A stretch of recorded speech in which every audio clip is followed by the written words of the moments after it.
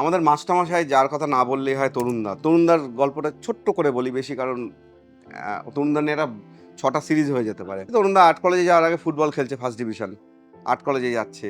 Art college থেকে যখন বেরোচ্ছে তখন সরকারি, কেন্দ্রীয় সরকারের একটা চাকরি, স্কুলে চাকরি করছে। তখন পাড়াগুলোকে নিয়ে কাজ করছে। মানে আমাদের ওই অঞ্চলগুলো পিছিয়ে পড়া জায়গা, মানে ওখানে অঞ্চলগুলো গ্রাম, বেহালার প্রান্তিক জায়গাগুলো।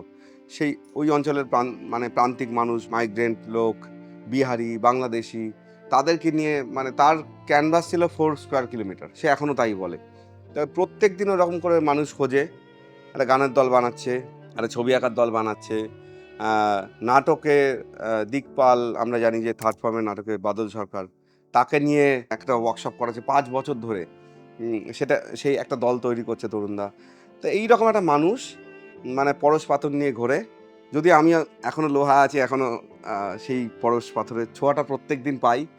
তার প্রশ্রয়ে হয়তো আমাদের এই প্র্যাকটিস করাটা শুরু। এবং উনি যখন যেটা করলেন যে ওনার একটা স্পেস দরকার ছিল আরেকটা, তখন ওনার ছাদ থেকে, ওনার ওই বারান্দা থেকে, ছাদ থেকে ক্লাসটা তুলে না আমার বাড়িতে করে। সেখানে মায়ের একটা ভূমিকা ছিল। মা বলল, তরুণবাবু আপনি আসুন, আমাদের বাচ্চাদের শেখান। তা ওই বাচ্চাদের শেখাতে গিয়ে তরুণদা তার ওই পুরো চাঁদে হাটের পুরো আকরটা নিয়ে ওখানে আসেন, এবং ওখানেই বড়দের ক্লাস হচ্ছে। ভবদাকে দেখছি ড্রয়িং করছে, অঞ্জনদাকে দেখছি ড্রয়িং করছে, আরও যারা সিনিয়র ছিল তাদেরকে দেখছি। তা সেইটা আমার চোখের সামনে আমার বাড়ির ওপরে হচ্ছে। তখন আমি ছোট আম কলা আঁকছি, হ্যাঁ, যেরকম সবাই করে।